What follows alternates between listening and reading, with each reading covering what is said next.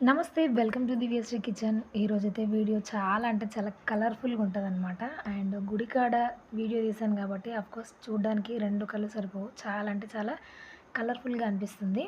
And చాలా రోజుల తర్వాత టెంపుల్ గూడా ఎళ్ళాను. అండ్ ఇట్లాగా ముగ్గు వీడియో గూడా పెట్టాననమాట. చాలా రోజుల నుంచి వేస్తున్నాను గానీ అప్‌లోడ్ అయితే చేయలేకపోతున్నాను. కొన్ని వేరే పనుల కారణంగా.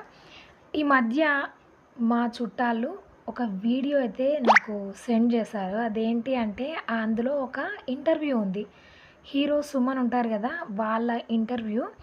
ఆ ఇంటర్వ్యూలో తనేం మాట్లాడారంటే, ఒక సెన్సిటివ్ టాపిక్ మీద మాట్లాడిర్రనమాట.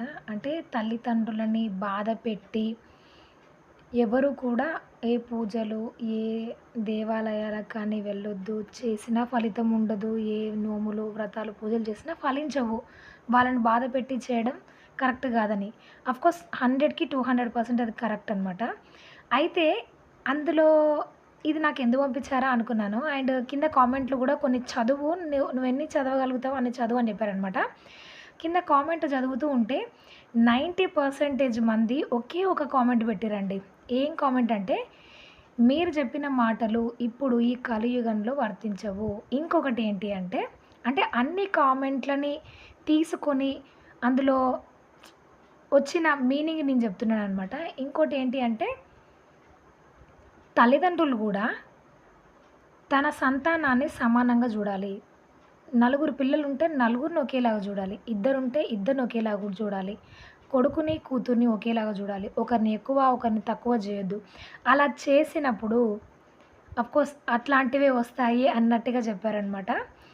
అండ్ ఈ కాలంలో పిల్లలు తల్లిదండ్రులని బాధ పెట్టడం కంటే, తల్లిదండ్రులనే పిల్లల్ని బాధ పెట్టే వాళ్ళు ఎక్కువగా ఉన్నారు అని ఇంకొక కామెంట్. ఇంకొకటేంటి అంటే, మీరు బాగానే జెప్తున్నారు నీతులు గానీ, తల్లిదండ్రులని బాధ పెట్టకుండా చూసుకున్న పిల్లలకే అష్ట కష్టాలు. యాజ్ ఇట్ ఈస్‌గా ఇదే కామెంట్ అనమాట. బాధ పెట్టకుండా చూసుకునే పిల్లలకే అష్ట కష్టాలు. అసలు పట్టించుకోకుండా వదిలేసిన వాళ్ళే హాయిగా అన్నీ అనుభవిస్తున్నారు. అసలు మీరు చెప్పిన మాటల్ని పాటించొద్దు అని కామెంట్లు పెట్టారనమాట. ఇలాంటి టైప్ కామెంట్స్ అందులో దాదాపు ఒక 500కి అబోవ్ కామెంట్లుంటే, అందులో దాదాపు 300కి పైగా ఇవే కామెంట్స్ అనమాట. ఎక్కడో నిజం మీరు చెప్పింది నిజమే సార్. తల్లిదండ్రులను సరిగ్గా చూసుకోవాలి. అలా చూసుకుంటే మనం ఏ పూజలు చేయకపోయినా పర్లేదని అలా పెట్టారనమాట. లాస్ట్‌కి మనం మాట్లాడుకోవాలి అనుకుంటే 2 విధాలుగా 2 రైటే గదా! తల్లిదండ్రులనేవాళ్ళు తన పిల్లల్ని సమానంగా జూడాలి.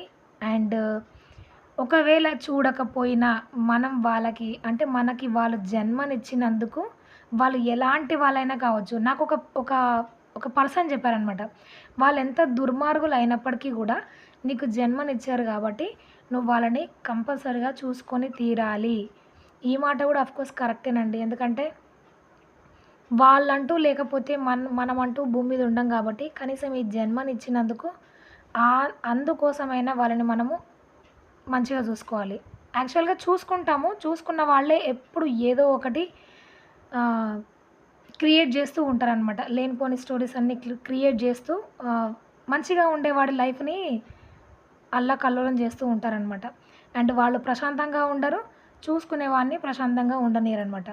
యాక్చువల్‌గా చెప్పాలంటే చూసుకోని వాడి జీవితమే చాలా బావుంటది. వాన్నే తల్లిదండ్రులు వెనకేసుకుంటూ వస్తారనమాట. నా కొడుకు చాలా మంచివాడు అది ఇది అని. కానీ మంచిగా చూస్తాడు చూడండి, వానికి ఎండ్ ఆఫ్ ద డే వాడికి ఎప్పుడూ మంచి పేరు రాదు. ఆఖరికి వాని లైఫ్ ఎట్లా అయిపోతదంటే చెప్పడానికి వాడు చేసే మంచి పనులకి వాడికి వచ్చే బిరుదేంటంటే వీరు చేసే పనులివి. కానీ తల్లిదండ్రులను చూడరంట అని ఎండ్ ఆఫ్ ద డే మనకదొక పెద్ద బిరుదనమాట. అండ్ ఇలాంటి తల్లిదండ్రులు ఉన్నప్పుడు ఎవరికైనా అనిపిస్తది కదా లోపల నుంచి. అరే! నేను ఇట్లా చేస్తున్నా గూడా నన్ను ఇట్లా చేస్తున్నారే అని అనిపించి వాడు చేసేవాడు కూడా చేయబుద్ధి కాదనమాట. అండ్ ఇట్లాంటి తల్లిదండ్రులుంటే అలాంటి పిల్లలుంటారు. అలాంటి పిల్లలుంటే ఇలాంటి తల్లిదండ్రులుంటారు. నిజమంటారా? నిజమైతే కామెంట్ జేయండి. అండ్ ఇక్కడ కొన్ని విషయాలైతే షేర్ చేస్తున్నాననమాట. ఎవరెవరైతే కామెంట్ పెట్టారో వాళ్ళందరివి గూడా. అండ్ చూసారా? ఇట్లాగా ఎవరెవరికి తోచినట్టుగా వాళ్ళు పెట్టారు అని అనడం కంటే, వాళ్ళు అనుభవించిన దాన్ని ఇక్కడ మనకి కామెంట్ రూపంలో పెట్టారనేది నిజం కదా! మంచి జరిగిన వాడికి ఎప్పుడైనా మంచిగానే కామెంట్ చేస్తాడు. వాడు ఎంత బాధపడి, ఎంత ఇబ్బంది పడితే తప్ప ఇట్లాగా పబ్లిక్‌లో షేర్ చేస్తారు చెప్పండి. సొంత తల్లిదండ్రుల గురించి ఎవరు కూడా ఇలా కామెంట్ చేయరు. చేశారు అంటే వాళ్ళ వల్ల వాళ్ళు అలా బాధపడ్డారు కాబట్టే కదా చేసేది. అవతల వాడికి ఏమనిపిస్తూ ఉంటుందంటే నీతులు చెప్పాలి అనిపిస్తూ ఉంటుంది. పర్టిక్యులర్‌గా నేను ఏ వ్యక్తిని ఉద్దేశించి అనటం లేదు. వాళ్ళు చెప్పేది గూడా మంచికే తల్లిదండ్రులను చూడాలి, పెట్టాలి అనేది. కానీ ఎంతవరకు తల్లిదండ్రుల వైపు నుంచే ఆలోచించడమే తప్ప, ఇట్లాగా బాధపడుతున్న వాళ్ళ సైడ్ నుంచి ఎందుకు ఆలోచించరు? అని ఆ ఇంటర్వ్యూ కింద అయితే చాలా కామెంట్స్ వచ్చాయన్నమాట. నిజమే గదా! ఇట్లాంటి తల్లిదండ్రులు ఉన్నప్పుడు పాపం పిల్లలు ఆఫ్‌కోర్స్ బాధపడుతూ ఉంటారు. బాధ పెట్టే పిల్లలు గూడా ఉంటారనమాట. అండ్ నాకు అనిపించింది చెప్పాననమాట. మా చుట్టాలు ఎవరైతే నాకు ఇది పంపించారో దీని మీద ఒక వీడియో చేస్తుందా? చెయ్యదా? ఏం మాట్లాడుతుందా? అని టెస్ట్ జేయడం కోసం పంపించారేమో తెలీదు గానీ, నాకైతే నిజంగా ఇది ఒక షేర్ చేయదగ్గ వీడియో అనిపించిందనమాట. ఫేస్‌బుక్‌లో ఈ వీడియో కింద కొన్ని వందల కామెంట్‌లండి ఇలాంటివే. అంటే వాళ్ళందరూ సఫర్ అయితున్న వాళ్ళే అనిపించిందనమాట. అండ్ ఏదేమైనప్పటికీ తల్లిదండ్రులు ఎలాంటి వాళ్ళైనప్పటికీ, ఎలాంటి స్వభావం కలవారైనప్పటికీ గూడా మనకు జన్మనిచ్చినందుకు మనం వాళ్ళని మంచిగా చూసుకునే బాధ్యత గాబట్టి, వాళ్ళు ఏవైనా చెప్పుకోనివ్వండి. చేసే బాధ్యత మనది, పెట్టే ధర్మం మనది. కాబట్టి మనం అది పాటిద్దాం. తిన్నవాడు ఎప్పుడైనా తిన్నానని చెప్పకపోయినా, పైన ఒకడంటూ ఉన్నాడు. వాడన్నీ లెక్కలు వేస్తూనే ఉంటాడనమాట. ఎవడేం చేస్తుంది? ఎవడు ఏమి చెబుతుంది? చెప్పినయి చేస్తున్నాడా? లేదా? చేసేవాడు చెబుతున్నాడా? లేదా? అన్నీ ఒక క్యాలిక్యులేట్ మన పైన ఉంటూనే ఉంటుందనమాట. ఒక సీసీ కెమెరా మన పైన ఎప్పుడూ ఉంటూనే ఉంటుంది. ఆ కెమెరాకైతే మనం అందరం భయపడాల్సిందే అనమాట. అండ్ ఇవాల్టికింతే. వీడియో కలర్‌ఫుల్‌గా అనిపిస్తే లైక్ చేయండి. కంటెంట్ బావుంది అనిపిస్తే కామెంట్ చేయండి. మీ ఫ్రెండ్స్ అండ్ ఫ్యామిలీ మెంబర్స్‌కి షేర్ చేయండి. మరికొన్ని డిఫరెంట్ వీడియోస్ కోసం ఛానెల్‌ని సబ్స్క్రైబ్ అవ్వండి. Thanks for watching. జై శ్రీరామ్.